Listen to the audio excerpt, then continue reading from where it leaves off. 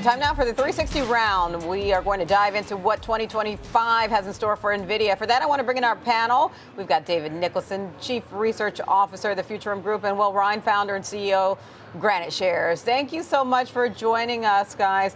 David, let's start out with you.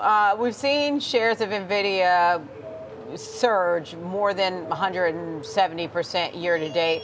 What do you think 2025 has in store for NVIDIA when it comes to the shares? I think there may be a little bit more volatility ahead with pending rules that will limit their ability to sell into markets that apparently are passing those chips on to China. So that's the big unknown at this point. How much of their sales are actually going through this sort of backdoor channel to China?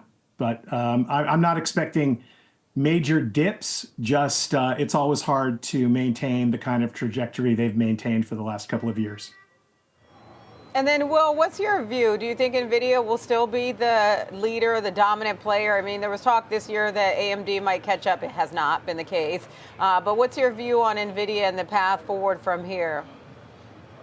Yeah, my view would be very much that NVIDIA continues to be the market leader in AI, that its position really is so far out in front that it's difficult to foresee any credible competitor in the short to medium term. And that is why that David made reference to it just then. There has been some interference from the US government, the French government, and now the Chinese government inquiring about sort of monopolistic type practices because their position is so advanced. I think that the future for NVIDIA next year is actually very bright. I think that we'll find a way past these sort of investigations, especially with Musk's involvement with the Trump administration. And I think we see a $4 trillion plus market cap for NVIDIA next year.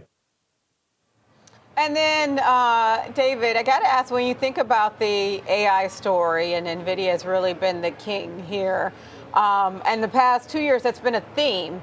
What's next for AI in 2025, and where are we in the AI story?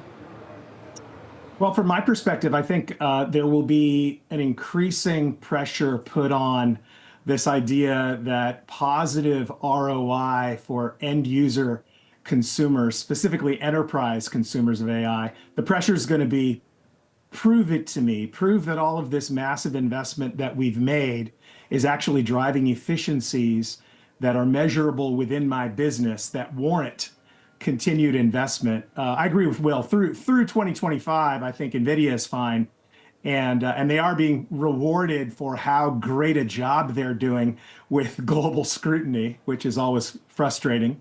But yeah, that's really the next big question. It's going to be, show me the ROI. Mm-hmm. And then, Will, what's your view, especially when you think about the AI arms race? Yeah, I mean, what we're seeing is that huge multiplier effect. So for every dollar of CapEx that's been spent in AI, you have the multiplier effect throughout the industry. So NVIDIA has captured a huge amount of attention. But we saw recently that the benefits or the gains that companies are seeing from AI extending into the software sector, now with companies like Salesforce reporting a great quarter last. So we're really starting to see that cascade, that trickle down of AI and the benefits to other sectors. Look at the performance of companies like Tesla.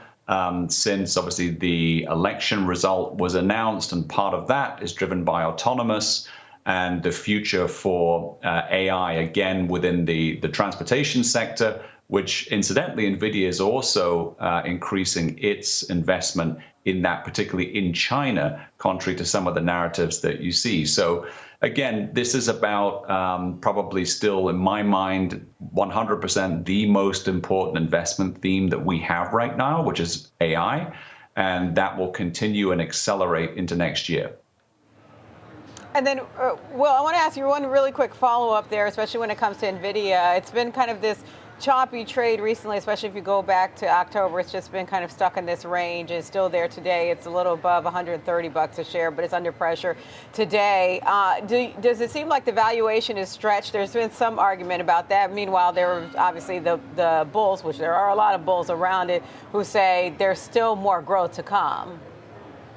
I think it's really depends on how you view valuations, because even when Nvidia was trading towards or indeed around its all-time highs, when you look at the valuation, some people could say that it was high, but when you think about a company that's priced for 100% growth, you could also look at the valuation and say that it was really cheap. So it's going to be really down to how you view valuations of these kind of hyper growth stocks. One thing, obviously, we do know is that the growth is expected to be very strong, continue to be very strong for next year. Margins as well, very strong. So I think that bodes really well for the stock. And then, David, I want to ask you, when you think about, so AI has been a big theme. We expect that obviously to continue into 2025 with NVIDIA maintaining some leadership. Where else do you see growth coming from? And I think this sort of dovetails with Will's point. It is a rising tide that is going to lift a lot of boats. So look at anyone who might be able to produce an alternative in any segment of the AI market to NVIDIA. So I still see AMD being bolstered by this, a whole range of kind of bespoke AI accelerator companies will be buoyed, all of the software around that. I think the OEM server companies like Dell, Lenovo, and HPE will also do well. But long term, I think that the NVIDIA margin black hole is going to attract a lot of people going after them, trying to cut away at their margins. There's obviously eventually an end to the stratospheric rise. I don't think that's in 2025, though. To Will's point, I think they're going to be just fine. Yeah, well, certainly there has been the question of who's going to be the second, especially since it's been the front runner leadership here. Well, I'll give you the floor for a final thought on expectations for AI in 2025, especially when it comes to NVIDIA and beyond. So expectations are really high for AI, and for tech, I would say more broadly. And the reason for that is, amongst other things, changes at the FTC with the outcoming head of the current FTC head leaving, incoming new head, Andrew Ferguson. And this has been a back sort of log and been an issue for the tech industry more broadly when it comes to M&A activity. So a lot of deal making within the industry, both large deals, small deals, being held back by the FTC. So this is a big pain point that's going to be removed. You have obviously Elon Musk's influence on the Trump administration, which one can expect to be very positive for the tech industry, particularly when it comes to America's AI strategy more broadly. So I think that with the deregulation mandate, the pro-business policies that are being talked about, tech, as we've seen just from the election announcement to now, has been front and center of the rally. So I think that continues into next year. All right, those are the trends to watch for 2025 for the AI trade and NVIDIA in particular. Will Rhind, Granite Shares, and David Nicholson, the Futurum Group. Thank you both, gentlemen.